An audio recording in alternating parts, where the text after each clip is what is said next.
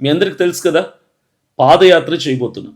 పాదయాత్ర అనంగానే చాలామంది ఆశ్చర్యపోయారు, నవ్వుకున్నారు, భయపడ్డారు కూడా.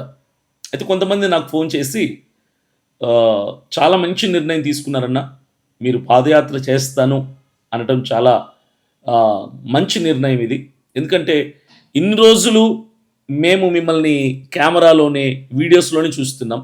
మేము కూడా అనుకునేవాళ్ళము నాయకుడవ్వాలి అంటే నాయకుడి లక్షణం సామాన్య ప్రజలతో మమేకం అవ్వటమని కొంతమంది మనకు ఫోన్ చేసి చెప్పారు. నా శ్రేయోభిలాషులు.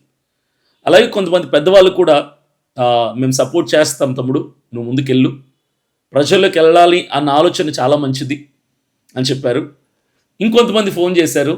ఫోన్ చేసి పాదయాత్ర అంటే కొన్ని వందల వేల మంది జనం ఉండాలి. కొన్ని కోట్ల రూపాయల డబ్బులుండాలి. మరి నీ దగ్గర అంత జనమున్నారా? అంత ధనముందా? అని కొంతమంది భయపెట్టారు. అయితే నేను ఒకటే చెప్తున్నాను. పాదయాత్ర అంటే జగన్మోహన్ రెడ్డి గారిలాగా, షర్మిల గారిలాగానే, వైఎస్ రాజశేఖర రెడ్డి గారి లాగానే చేయాలని రూల్ ఏం లేదు.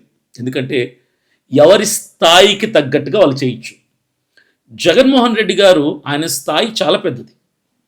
ఆయనకి జనమున్నారు, ధనముంది, అన్నీ ఉన్నాయి.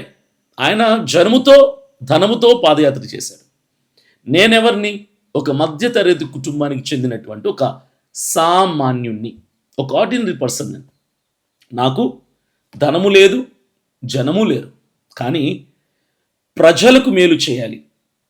ఎస్సీ, ఎస్టీ, బడుగు బలహీన ప్రజలకు, మైనారిటీలకి, ప్రత్యేకంగా నా క్రైస్తవులకు మేలు చేయాలి.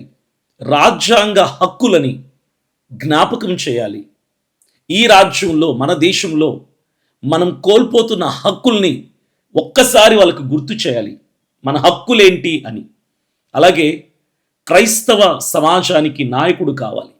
నాయకుడు అంటే ఇప్పుడు ప్రతి నియోజకవర్గంలో, ప్రతి గ్రామంలో, మండలంలో క్రైస్తవ నాయకులు ఉన్నారు.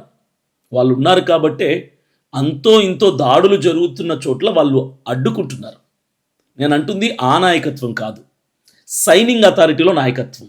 క్రైస్తవులకి సైనింగ్ అథారిటీలో మనకంటూ కొందరు ఉండాలి. అంటే ఎమ్మెల్యేగా, ఎంపీగా మనకంటూ ఒకరిని ఎన్నుకొని అసెంబ్లీలకి, పార్లమెంట్లకి పంపించాల్సినటువంటి బాధ్యత మన మీద ఉంది.